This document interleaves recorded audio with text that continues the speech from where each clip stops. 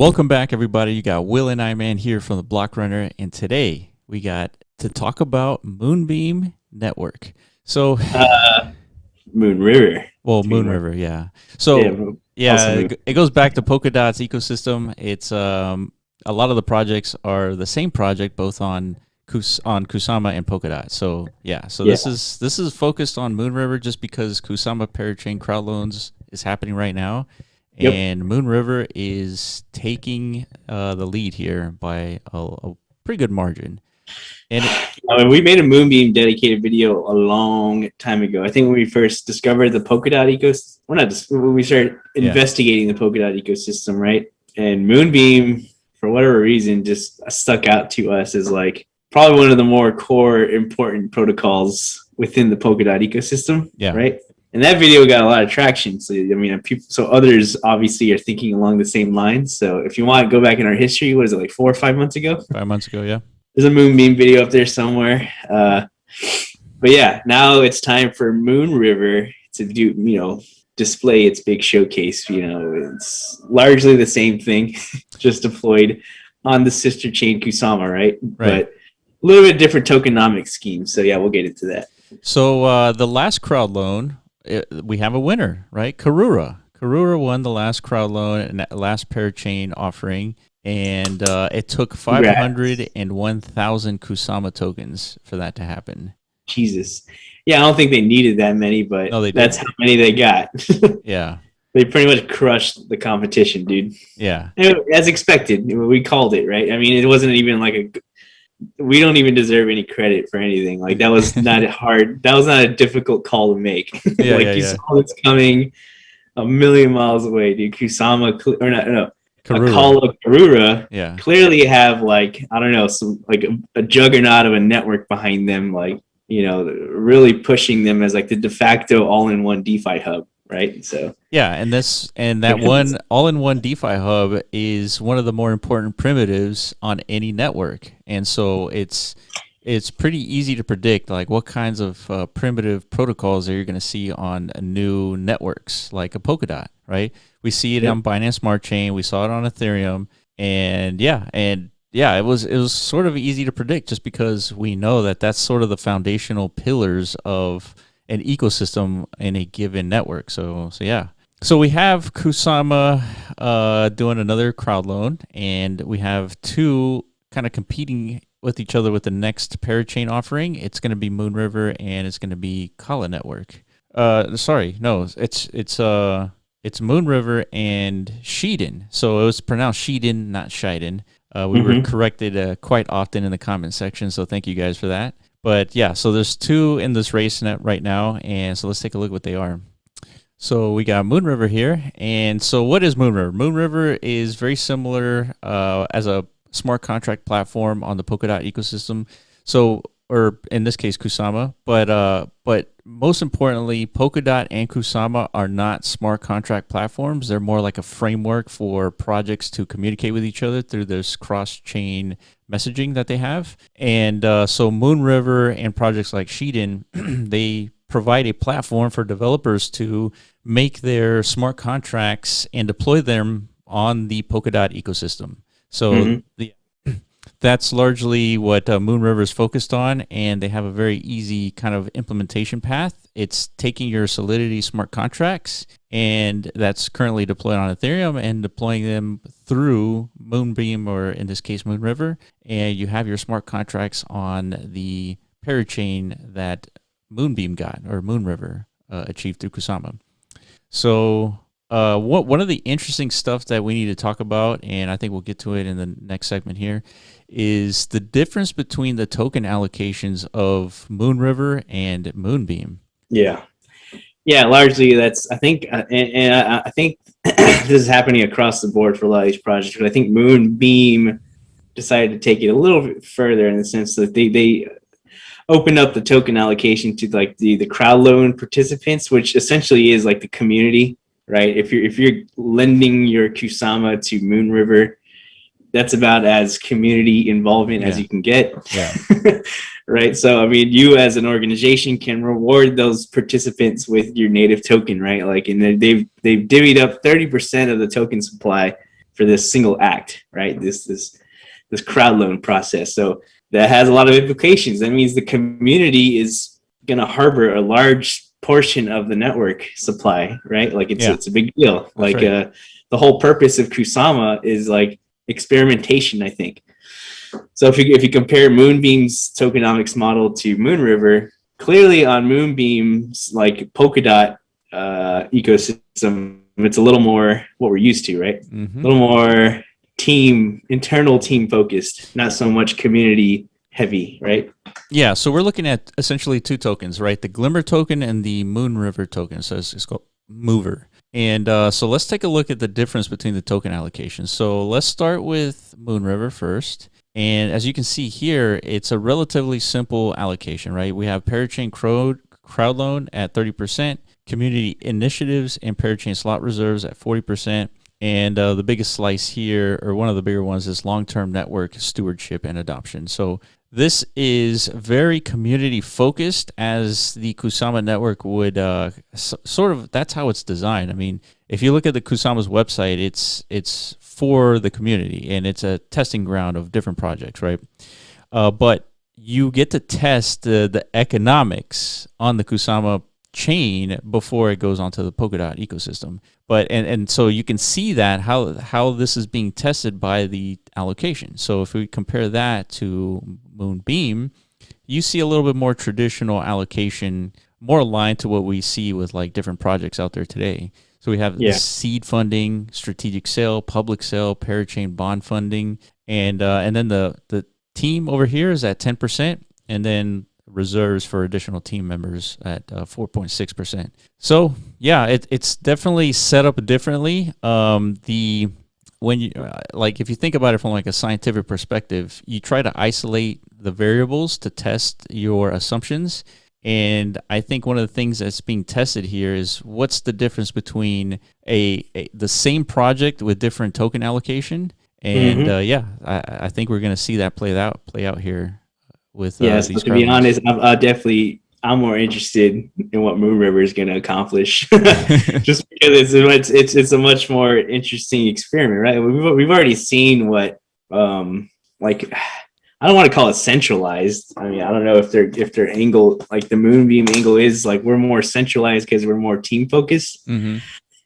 But it's definitely more like hierarchically structured, right? You know, there's a top down formation to it, right? It's not so much community, it's more like what the team says goes, at least for a while, until they get to a point where they can start to distribute ownership a little bit more, or like onboard more community contribution. What, we were having a conversation about the philosophies of this, and essentially the mass population isn't the most adept at solving problems, right, and voting on the correct solutions.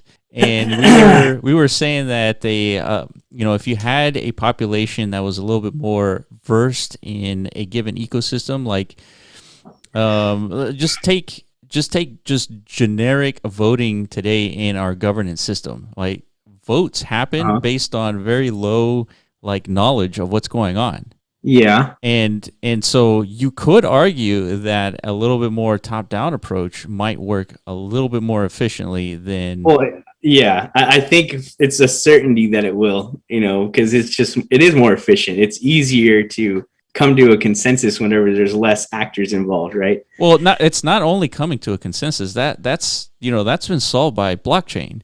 The measurement here is what the consensus is on. Is it like a good choice or a bad choice, right? Mm-hmm. And I think that's what the difference is between having a smaller team versus allowing the community to vote.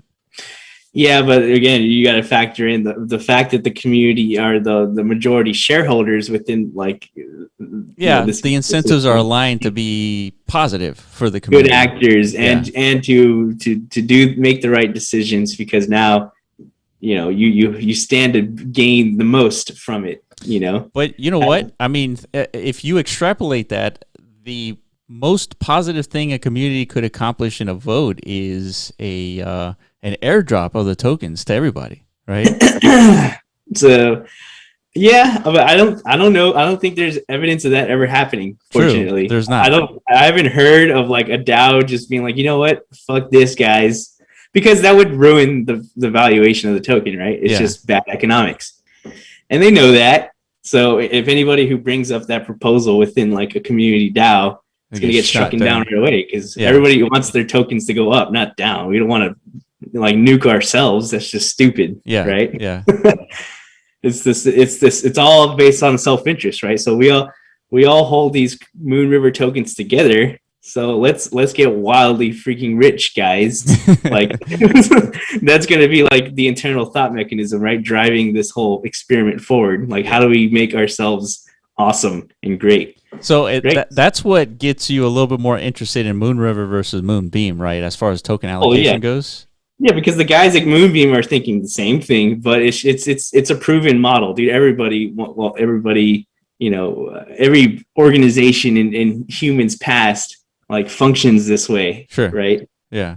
I mean, it's still interesting, like the fact that Moonbeam is going to be this well-oiled smart contract onboarding platform for, you know, projects to start, you know, deploying their dApps on the Polkadot. Like, that's a big deal. Yeah. And it should be this well-oiled, efficient machine that doesn't have all these question marks when it comes to like community governance, right? Like, right. We don't know what the community is capable of, really. Like, the community can do some wild shit. So let's leave that to Kusama. You know what I mean? Yeah, for sure. Yeah, that's why it's more interesting. Like, if I were to choose like which fly on the wall I want to be, it's definitely the Moonriver fly. You know what I mean? Interesting.